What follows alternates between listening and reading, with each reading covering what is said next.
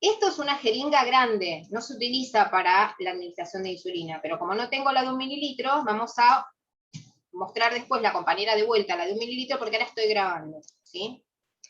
¿Cómo me doy cuenta que estoy administrando algo a 45 grados cuando tengo una pequeña agujita de insulina? La estoy ubicando que contraste con mi remera, para que se vea, porque la luz de la computadora es muy mala, ¿sí? ¿Cómo me doy cuenta de que la estoy administrando a 45 grados? Esa que está mostrando la compañera, ven que le está mostrando ahí, es una jeringa graduada de a 0,1 mililitro. A partir de ahí, si yo les doy un ejercicio, como por ejemplo, el que decía 0,19, es una rayita antes de 0,2. Ahí es lo que ustedes cargan. ¿Cómo me doy cuenta que estoy administrándola? Vuelvo a decirles, a 45 grados por la posición en la cual voy a agarrar la jeringa.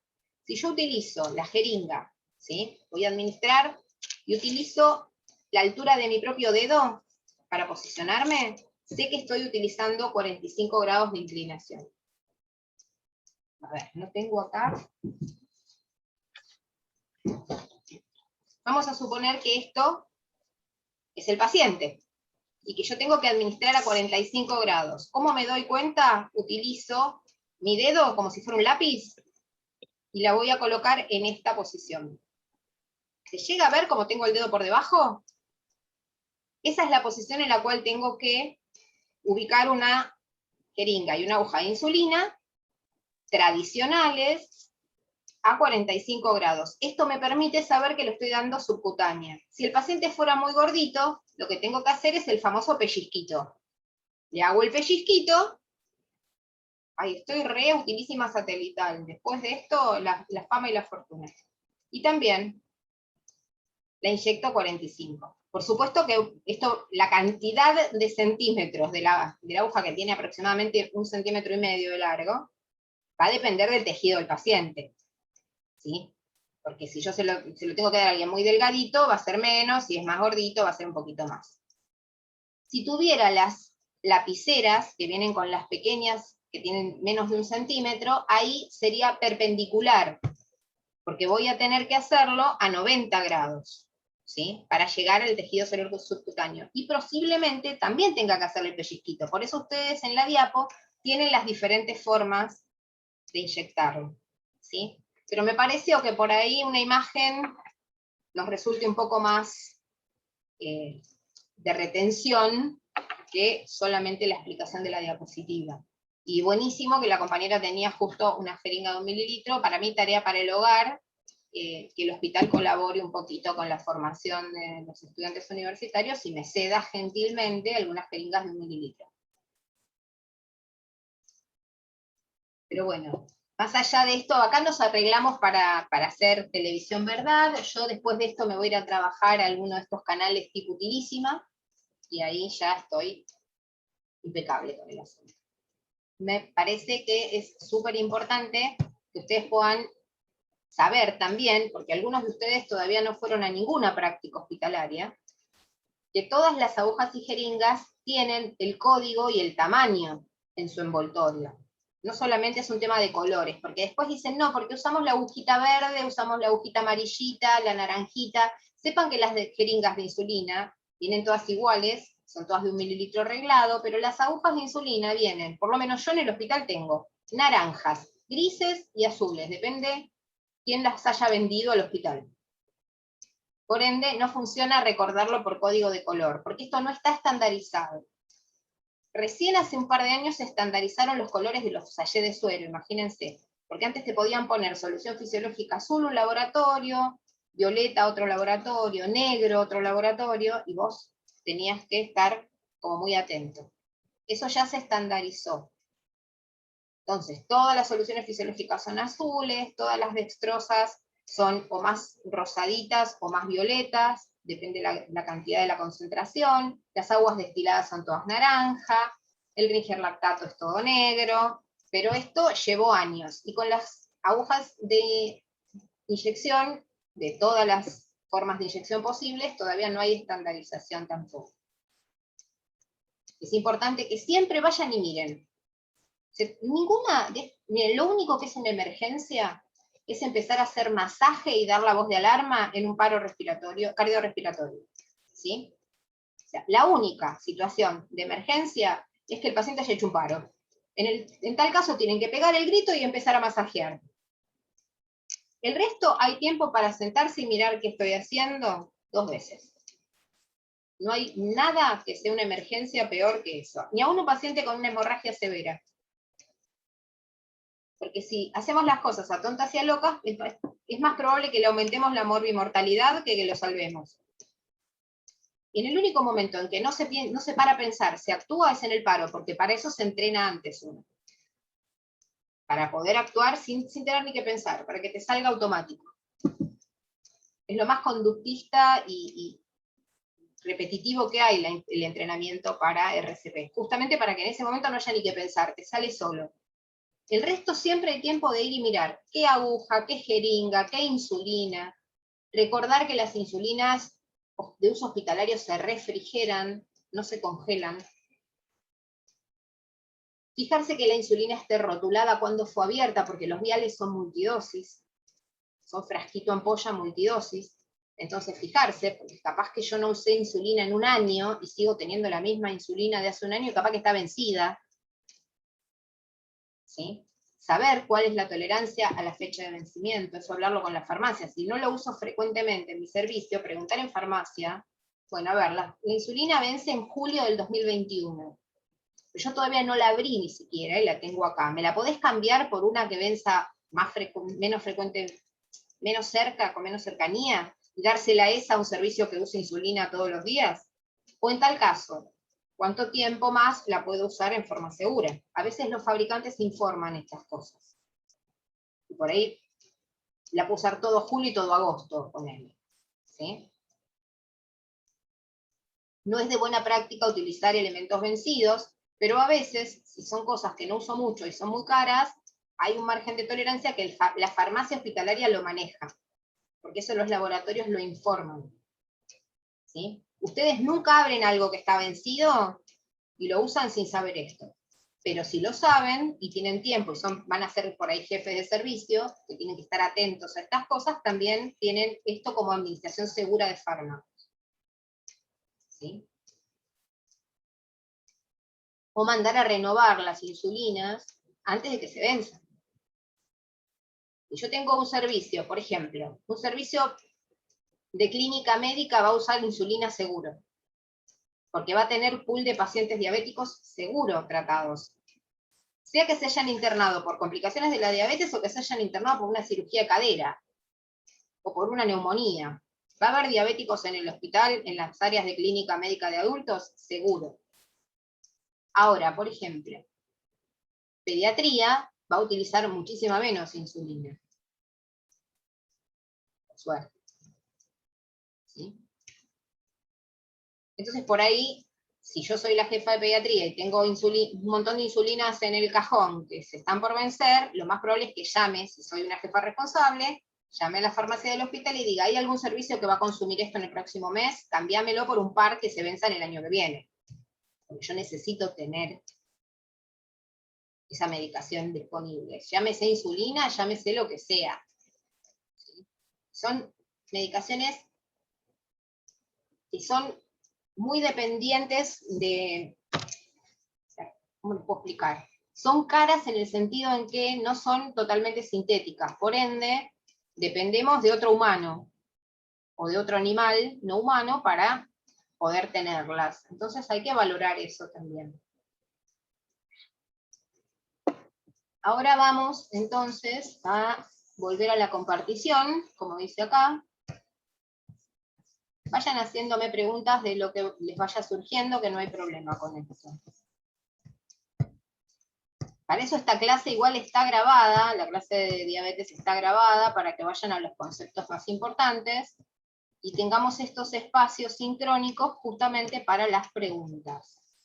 Y me quiero parar un rato acá, porque acá estuvimos el otro día yendo muy rápido, y a mí me parece que hay cuestiones que las tenemos que tener en cuenta, repasar hoy.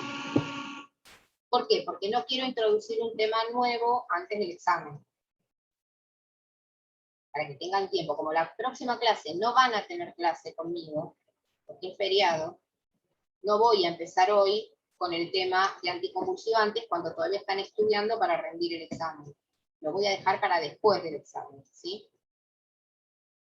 ¿Por qué? Porque yo sé cómo funcionan los procesos cognitivos. Cuando yo estoy estudiando para un examen no me entra más nada que lo que tengo que estudiar para rendir porque estoy estudiando bajo presión. Están tratando de incorporar en una semana todo lo que no pudieron leer en todo lo que va el cuatrimestre.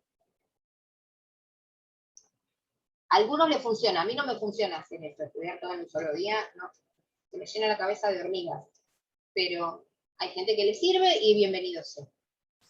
Yo sé que desde el punto de vista de un docente, introducir un tema nuevo un día antes del examen o el día del examen es arar en el desierto.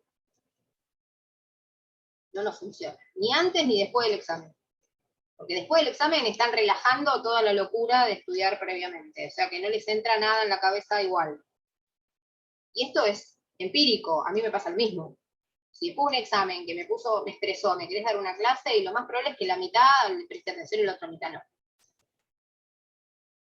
¿Dónde me quiero parar? En la complicación más importante de la administración de insulina. ¿Se mueren los pacientes de hiperglucemia? Sí. Se mueren los pacientes de hiperglucemia a largo plazo por complicaciones de la diabetes. Léase coronarias, léase renales, léase neurológicas, porque hayan hecho un coma, por una cetoacidosis diabética, por un coma hiperosmolar no cetoacidótico. Los pacientes se mueren por hiperglucemia en forma aguda o se mueren por complicaciones de su enfermedad no tratada o no controlada. Ahora, el mayor riesgo que tiene un paciente que recibe insulina no es la hiperglucemia, sino la hipoglucemia. Y acá esto es fundamental. Entonces, ¿qué es lo peor que le puede pasar a un paciente que recibe insulina? Hacer una hipoglucemia.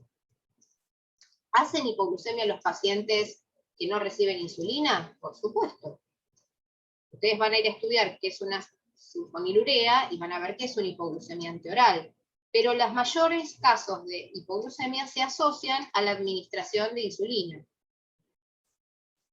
y a la no ingesta del sustrato. Miren, puede ser tan sencillo, y yo esto lo digo siempre porque parece una tontera, pero hay que estar atento a todo. Puede ser tan sencillo como que el paciente no haya tenido quien lo ayude a comer después de la administración de insulina. O porque no le gustó, se le enfrió el desayuno, porque la comida del hospital no le gustó y nadie le dio una alternativa, porque el paciente no se pudo movilizar a buscar la comida y estaba la mesita en los pies de la cama y nadie se avivó que el paciente hay que acercársela para que pueda tener la distancia del brazo a la mesa para comer, si no se puede movilizar en la cama por alguna limitación del paciente o de su patología, o simplemente el paciente no tiene la energía o la capacidad para alimentarse por su cuenta. O al paciente se arrancó la sonda nasogástrica por alguna cuestión, o se tapó, y nos olvidamos, o nos pusimos a hacer otra cosa, o tuvimos 8 pacientes a cargo, o no se le pudo colocar la sonda, o no llegó la alimentación enteral, y no se le colocó la alimentación al paciente en tiempo y forma. Hay que ajustar que nosotros le estamos dando el transportador de la glucosa, pero no le estamos dando qué transportar. Por ende, el paciente puede hacer una hipoglucemia. ¿Qué es lo que va a pasar? Las células van a empezar a tener hambre. Y esto va a ser sintomático en un paciente que está lúcido, que está reactivo. ¿Sí? Nos va a dar síntomas precoces de hipoglucemia. ¿Sí? Ahora bien, ¿qué pasa si el paciente, por ejemplo, lo tenemos en una sala de clínica, no es un paciente crítico, pero tuvo una ACV y está fásico? O sea, tiene dificultades en el habla. No puede hablar. O lo que dice no concuerda con lo que piensa. Es otro tipo de afasia. ¿Sí? Esto por ahí lo vieron en adultos en la parte de neuro. No se va a poder comunicar con nosotros, entonces mucho de esa sintomatología se va a perder. Esta sintomatología precoz de la hipoglucemia la vamos a saltar. ¿Sí? A ese paciente no le podemos preguntar si comió. Nos tenemos que nosotros ocupar de garantizarle que coma, o que se alimente por vía enteral. ¿Sí? Entonces, ¿qué es lo que va a pasar cuando el paciente empiece a descender la glucosa? Primero va a tener síntomas de activación simpática. ¿Qué significa esto? Recordemos, el sistema nervioso simpático, el que nos hace huir o pelear. Va a tener taquicardia, puede que en ese momento se hipertense el paciente, va a tener la piel fría, ¿sí? La perfusión va a ir hacia los músculos, porque es activación simpática, entonces van a sentir las extremidades frías, ¿sí? ¿Qué más va a pasar? Como tiene activación simpática, y el simpático actúa sobre la conducción cardíaca, el paciente va a tener un aumento del gasto cardíaco, es decir, va a tener aumentada la frecuencia, fundamentalmente, ¿sí? Se va a contraer más rápido el corazón. Por lo tanto, fíjense que se perpetúa, ¿qué cosa? Si yo estoy taquicárdica y mi corazón se está contrayendo más, ¿qué estoy gastando? Es un músculo. Estoy gastando energía. Me estoy consumiendo la poca glucosa que tengo. Entonces, esto perpetúa la hipoglucemia, la empeora, ¿se entiende? Porque lo poco que el paciente tiene, lo está gastando en actividad muscular, en este caso cardíaca, por ejemplo. ¿Sí? Una vez que el paciente hace su primera hipertensión relacionada con esta situación, va a ser una hipotensión severa, o sea que ustedes esperen que después de esto el paciente se vasodilate y se hipotense, se va a estar taquicárdico, va a estar hipotenso, va a estar sudoroso, ¿sí? Si el paciente empieza a tener signos de que no le está llegando suficiente combustible a la neurona, el paciente va a empezar a tener sintomatología neurológica también, ¿sí? Un paciente que es cardiópata y hace una hipoglucemia tiene 2 veces más riesgo de hacer un infarto durante esta hipoglucemia. Vale decir que fíjense todo lo que le puede pasar a un paciente solamente porque recibió, en este caso hipotético, insulina y no recibió con qué trabaje esa insulina, su sustrato. Por ahí yo soy medio insistente con estas cosas, y por ahí ustedes están escuchando y están diciendo, bueno, ya entendí cómo viene la mano. Pero es que es un cuadro tan difícil a veces de dilucidar en la práctica clínica real de otros cuadros, porque imagínense un paciente que tiene un dolor precordial. Es diabético, pero ingresó por un dolor precordial y tuvo un infarto. Y ahora vuelve a decirles que se siente igual de mal. Ustedes van a pensar que es otro infarto, no van a pensar que es una hipoglucemia. Van y le pinchan el dedo al paciente. Ante la duda, un control de glucemia. Es un pinchacito en el dedo. Nadie se va a morir por eso, pero sí se puede morir de una hipoglucemia. ¿Sí? Entonces, ¿cuáles son los síntomas que normalmente, en mayor proporción, o en esta proporción que ustedes ven acá de pacientes, se presentan? Temblores, escalofríos, sudoración, como yo les decía, signos simpáticos. Recuerden el sistema nervioso simpático. Taquicardia, que el paciente lo va a referir como siento que se me sale el corazón, palpitaciones, ¿sí? Ansiedad, el paciente cuando empieza a estar hipoglucémico empieza a ponerse como hormigueando, ¿sí? Y es importante que ustedes esto también lo registren. Puede ser que el paciente se empiece a sentir nauseoso, empieza a sentir que tiene algo que sube y baja y que no sabe qué es, y a la par se siente como si tuviera parestesias, y de hecho tienen parestesias en miembros inferiores y superiores, hormigueo, ¿sí? Tengo hambre, pero a la vez tengo ganas de vomitar, o sea que me cuesta incorporar alimentos, porque la que está teniendo hambre es la célula, acuérdense. Es súper importante que se acuerden que la que está hambrienta es la célula. Cuando este nivel de glucemia empieza a descender más, ya estamos por debajo de 60, 70 de glucemia, empieza a haber signos de activación de neuroglucopenia. ¿Qué significa? Neuro porque son las neuronas, gluco por la glucosa, y cuando ustedes leen peña es por menos, como leucopenia, neutropenia, glucopenia, ¿sí? Y ahí el paciente va a estar, en principio, agitado, una agitación, como estado de conciencia. Después va a empezar a estar confuso. Y por último, puede que el paciente entre en coma, el letárgico o entre en coma. Este paciente no se tiene que quedar solo hasta que nosotros resolvamos su glucemia, no se tiene que levantar al baño porque se va a caer, ¿sí? Se puede marear, se puede tirar de la cama. es bastante grave esto. No intentemos en ese momento, si es un adulto mayor, por ejemplo, o ha tenido alguna sintomatología neurológica previa, no intentemos razonar con ese paciente en ese momento, porque no es el mejor momento, es el momento de medirle la glucosa y darle una corrección inmediatamente. Y ahora vamos a ver cómo le vamos a dar esa corrección. Entonces, vamos a ver cómo se trata la hipoglucemia.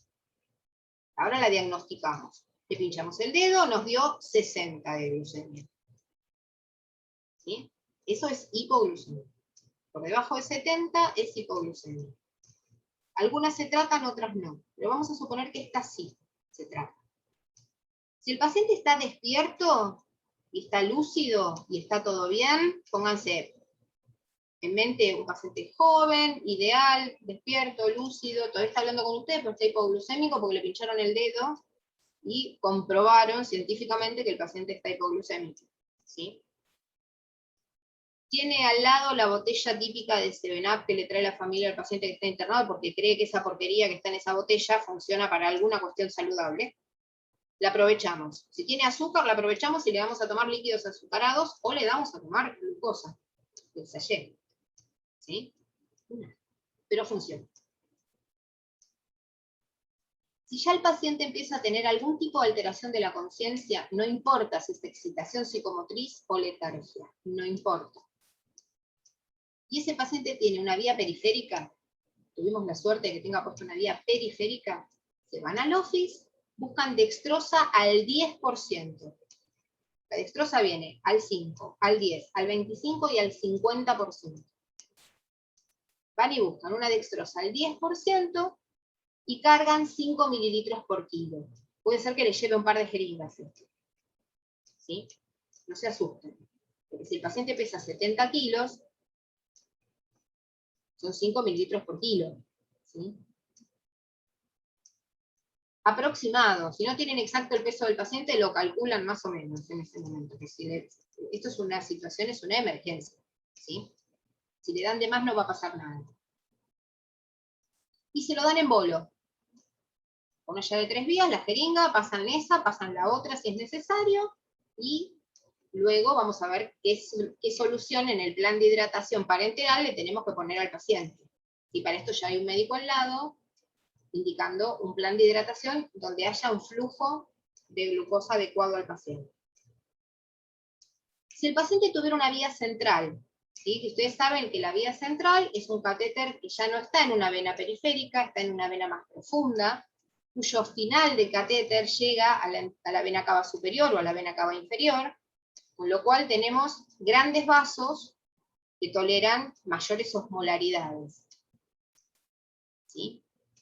Como estos vasos toleran mayores osmolaridades, ustedes pueden utilizar una concentración mayor de glucosa, que no pueden usar en una vía periférica porque se lesionaría el vaso, no por otra cosa. Las vías periféricas son de menor calibre, toleran menor osmolaridad. Por eso la nutrición parenteral, por eso las dextrosas a más del 10%, por eso el sodio a altas dosis no puede ir en una vía periférica. Tienen una vía central, van al office, buscan ampollas, o bien solución de dextrosa al 25%, ya ahora tiene una mayor concentración de glucosa, tiene 25 gramos por cada 100 mililitros, tiene 5 veces lo que tiene la dextrosa común, por lo tanto repone glucosa. La dextrosa al 5%, como ven, ni la nombramos acá. Y ahí cargan 2 mililitros por kilo. ¿Por qué ahora son 2 y no 5? Porque yo le casi tripliqué la concentración, la llevé del 10 al 25%. ¿Ven? Relación solvente-soluto. La cantidad que yo le estoy dando de glucosa es la misma. Solo que lo que cambia es que una está más diluida, por eso le tengo que dar más cantidad, y una está más concentrada, por eso le puedo dar menos cantidad. Yo sé que esto que les estoy diciendo por ahí les parece, pero mira, lo que me está diciendo es re obvio. Sí, pero es re obvio cuando vos estás acostumbrado a manejar concentraciones de drogas, pero cuando estás aprendiendo, nada es obvio. Por ende, es importante que ustedes mismos hagan la regla mental. ¿Por qué? Al 10% son 5 por kilo, y al 25%, que son 2 veces y media, son 2 por kilo. ¿Sí? para darle la misma cantidad de glucosa al paciente. Ustedes me dirán, ¿por qué no le doy dextrosa al 50%? Porque es como darle mermelada, es demasiado. Es demasiado osmolar. Entonces, no tengo el 25, tengo el 10, le doy el 10. Por vía central, no pasa nada. Pero le tengo que dar a 5 mililitros por kilo, ¿se entiende? No tengo al 10, tengo al 25, lo voy a tener que diluir y llevarlo a la mitad, con agua destilada para poder darlo en una vía periférica. Anótenlo si quieren esto. Si no tengo dextrosa al 25%, al 10%, perdón, si no tengo dextrosa al 10% y tengo que administrar dextrosa por una vía periférica, voy a diluir la dextrosa al 25%, sea que venga en ampolla o en sachet, no importa, al medio con agua destilada. De manera tal que si yo diluyo una solución al 25%, a la mitad la voy a llevar a ser al 12,5%, ¿se entiende? Porque es a la mitad. Y ahí sí la puedo pasar por una vía periférica. No puedo ir de menor a mayor, pero sí puedo ir de mayor a menor diluyendo.